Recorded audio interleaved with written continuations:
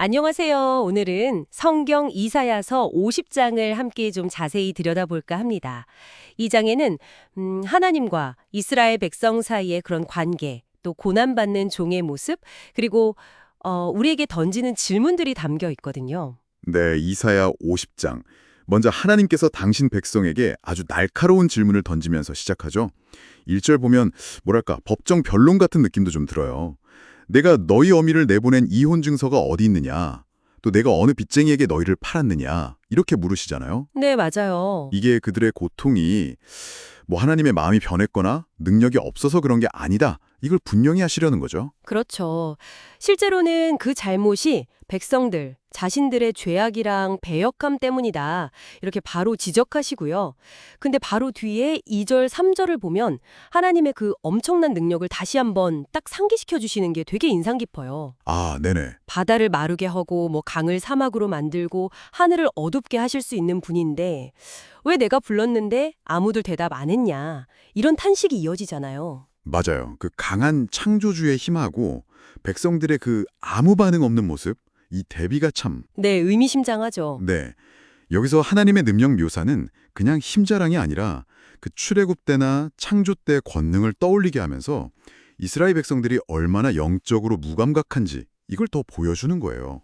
이런 전능하신 분이 부르는데도 침묵했다는 게 그 사실 자체가 좀 충격적인 거죠. 그런데 4절부터는 분위기가 확 바뀌죠. 네, 전환이 되죠. 갑자기 주 여호와의 종이라고 불리는 어떤 인물이 딱 등장해서 자기 얘기를 시작해요.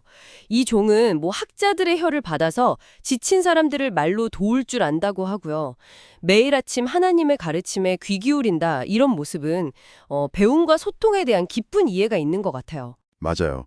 여기서 학자들의 혀라는 게 단순히 지식이 많다 이걸 넘어서는 거죠. 아, 그런가요? 네.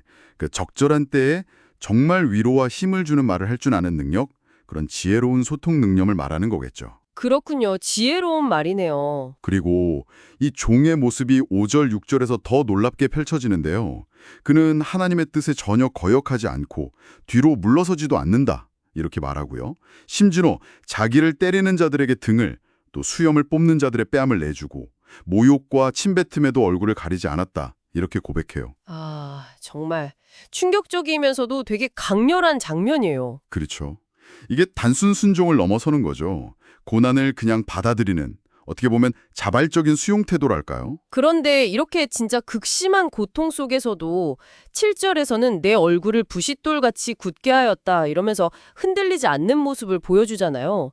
부싯돌이라는 이미지가 되게 단단하고 또 불꽃을 일으키는 그런 느낌이 있는데 이 종의 내면이 정말 강인하게 느껴져요. 네, 그렇죠. 이런 확신은 도대체 어디서 오는 걸까요? 그냥 막연한 믿음일까요? 아니면 뭔가 경험에서 나온 걸까요? 아, 그거 정말 중요한 질문인데요. 본문이 그 답을 8절, 9절에서 딱 제시합니다. 종은 나를 의롭다 하시는 이가 가까이 계시다. 이렇게 선언하거든요. 하나님이 내 편이다. 이 확신이죠. 아, 하나님이 함께 하신다는 확신. 네. 이게 바로 그 흔들리지 않는 용기의 근원인 거예요. 그래서 어떤 대적도 두렵지 않고 그들은 결국 뭐 좀먹은 옷처럼 사라질 거다. 이렇게 담대하게 말할 수 있는 거죠. 물론 이 종이 역사적으로 누구냐? 여기에 대해서는 뭐 이스라엘 민족 전체다, 어떤 선지자다, 메시아적인 인물이다, 여러 해석이 있긴 합니다만 중요한 건 이 고난 속에서도 하나님을 절대적으로 신뢰하는 이 모습 자체인 것 같아요. 그렇군요. 그 신뢰의 모습이 핵심이네요. 자, 이 종의 이야기가 끝나고 10절에서는 다시 우리 듣는 사람들에게 직접 질문을 던져요. 너희 중에 여호와를 경외하며 그의 종의 목소리를 청종하는 자가 누구냐? 이렇게 묻고 캄캄한 어둠 속에서 빛이 하나도 안 보여도 여호와의 이름을 의뢰하고 자기 하나님께 의지하라 이렇게 권면하죠. 네, 맞아요. 앞에서 본 그 고난받는 종의 신뢰, 그걸 우리도 본받으라는 메시지처럼 들리네요. 바로 그거죠. 그리고 마지막 11절은 아주 강력한 경고로 끝을 맺습니다. 스스로 불을 피우고 그 불꽃을 의지하려는 자들. 그러니까 하나님의 인도 대신에 자기 힘이나 지혜, 뭐 자기 계획 이런 걸 믿고 나가는 사람들이죠. 네. 그런 사람들은 결국 자기가 피운 그 불 속에서 고통 속에 눕게 될 거다. 이렇게 경고해요. 와, 스스로 만든 빛이 결국 자기를 태우는 불이 될 수 있다니 좀 섬뜩한데요. 그렇죠. 어쩌면 인간적인 해결책이나 자구책이 당장은 더 좋아 보일 수 있잖아요. 즉각적인 위안을 주니까요. 하지만 그 끝은 다르다는 거죠. 네. 오늘 이사야 50장을 통해서 우리는 하나님의 그 크신 능력과 사랑에도 불구하고 외면하는 백성의 모습도 봤고요. 또 그와는 아주 대조적으로 고난 속에서도 철저히 하나님을 믿고 순종하는 종의 모습도 봤습니다. 그리고 마지막으로 우리 앞에 놓인 그 선택지를 보게 되네요. 네.